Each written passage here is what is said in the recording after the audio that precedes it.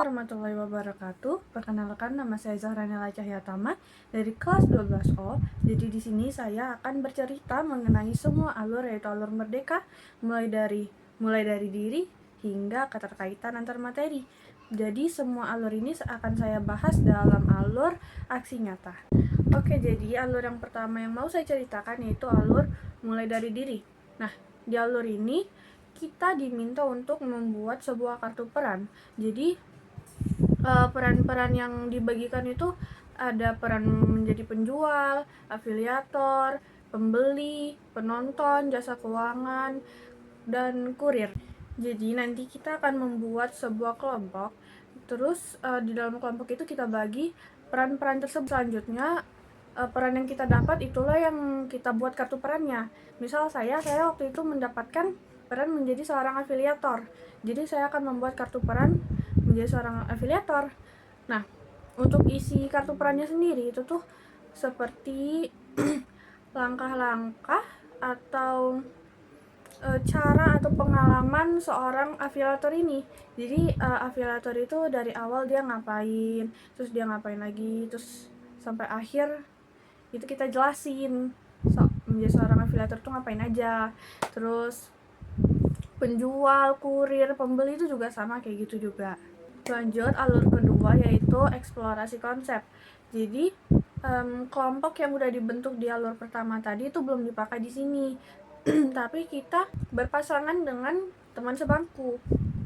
Nah, waktu itu teman sebangku saya itu Migrasia. Berdasarkan kartu peran yang udah kita buat sebelumnya di kertas AVS dan kardus ditempel kertas AVS baru ditulis tuh, kita tukeran nih kartunya sama teman sebangku kita. Untuk selanjutnya diberi masukannya itu minimal 3. Masukannya itu kita tuang dalam bentuk video. Jadi kita membuat video berdua, terus kita saling memberi masukan satu sama lain mengenai kartu peran yang kita buat. Untuk masukan yang diberi Migrasia kepada saya sendiri yaitu saya ingat Migrasia bilang kalau pikiran saya itu bahasanya terlalu Google, karena saya sendiri belum pernah menjadi afiliator.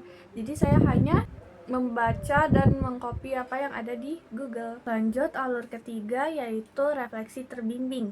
Jadi setelah membuat video yang berisi masukan untuk teman sebangku, di sini kita diminta untuk merefleksikan apa yang sudah kita lakukan sebelumnya melalui 5 pertanyaan. Jadi Pak Wawan memberikan 5 pertanyaan, masukan yang teman saya berikan kepada saya, lalu masukan apa yang saya berikan kepada teman saya, terus yang ketiga bagaimana tanggapan saya, terus bagaimana perasaan saya, dan hal apa yang bisa saya lakukan untuk menerapkan masukan-masukan dari teman saya itu. Jadi saat mengerjakan alur yang ketiga ini sebenarnya saya salah menjawab. Waktu itu saat Pak Wawan menjelaskan itu kan sebenarnya lagi ngebahas yang lain, tapi saya pikir itu lagi ngebahas alur ini.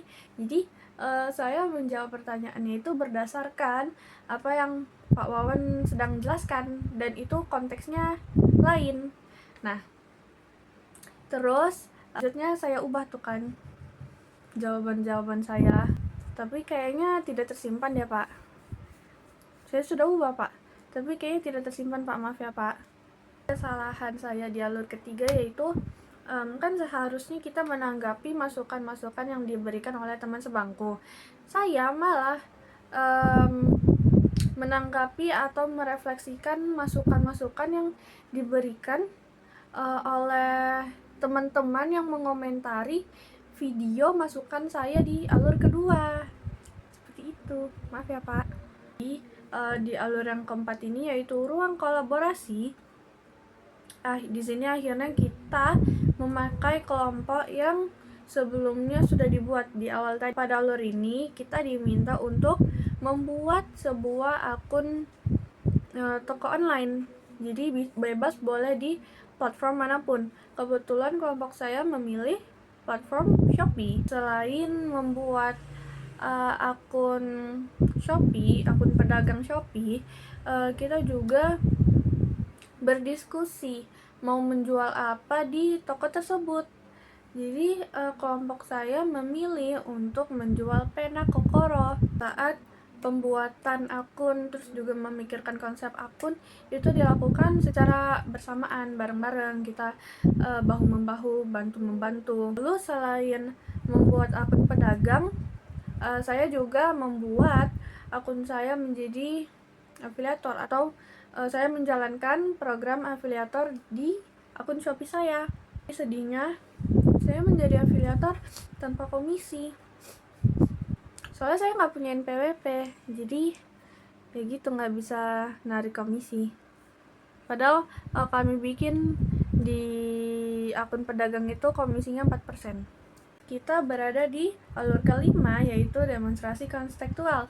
Jadi setelah kita membuat akun-akun yang diperlukan tadi, di sini kita mulai menjalankan peran kita masing-masing. Misalkan yang menjadi pedagang itu mereka mengupload produk, lalu menjual produknya, memasarkan.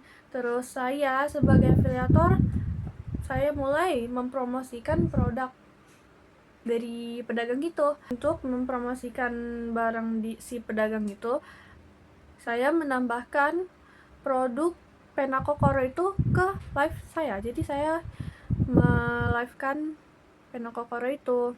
Saat live itu sebenarnya cukup seru sih, karena teman-teman di kelas itu pada ikut join, terus tuh komen-komen tentang pena Kokoro.